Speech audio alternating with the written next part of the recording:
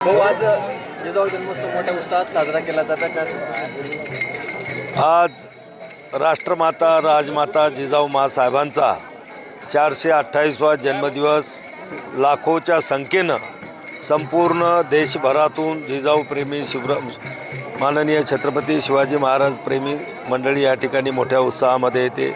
विशेष करून महिला वर्गांचा सुद्धा मोठ्या प्रमाणे या ठिकाणी सहभाग असतो आणि खऱ्या अर्थानं हे आपल्या सिंदखेड राज्याचं बुलढाणा जिल्ह्याचं ज्याला आपण मातृतीर्थ जिल्हा जिजामातेच्या नावानं ओळखतो त्याचं हे वैभव आहे।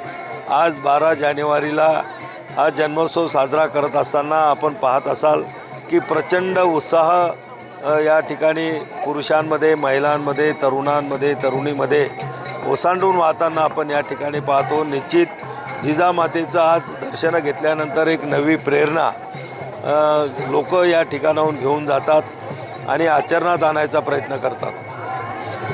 आज या जिजाऊ जन्मोत्सवाच्या मी सर्वांना मनापासून खूप खूप खूप शुभेच्छा देतो। साहेब, या ठिकाणी सुविधांचा अभाव आहे आणि विकास झालेला नाही खंत जी आहे ही लखुजी राजे यांच्या वंशजांनी व्यक्त केली आहे। हे बघा, महाराष्ट्र सरकारनं सिंदखेड राजा विकास आराखडा मागच्या काळामध्ये जाहीर केलेला आहे आणि ही कामं वेगवेगळ्या विभागाकडे दिलेली आहेत। आपण पाहतो इथलच्या बऱ्याचशा वास्तू ह्या केंद्र सरकारच्या पुरातत्व विभागाच्या अधिपत्याखाली येतात, काही वस्तू राज्य सरकारच्या पुरातत्व विभागाच्या अधिपत्याखाली येतात, काही सार्वजनिक बांधकाम असेल, काही नगरपालिका सिंदखेड राजाच्या अंतर्गत कामं केली जातात। आणि आज आपण या ठिकाणी दरवर्षी आपण या ठिकाणी येतो, दरवर्षी कुठं ना कुठलं नवीन कामं या पूर्ण झालेलं आपण या ठिकाणी पाहतो।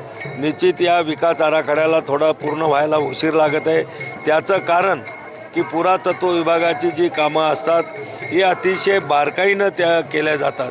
ज्या पुरातन वास्तू आहेत त्याचं सामरस्य ठेवत त्या सर्व कामं त्यांना करावे लागतात आणि हे करत असताना काही अडचणी येतात, त्यामुळं थोडा उशीर ती कामं पूर्ण व्हायला लागतो। पण लवकरात लवकर केंद्र आणि राज्य सरकारच्या माध्यमातून हा विकास आराखडा पूर्ण करून घेण्यासाठी आम्ही प्रयत्नशील होतो आणि राहू। लवकरात लवकर पूर्ण करून घेण्याचा आमचा प्रयत्न आहे।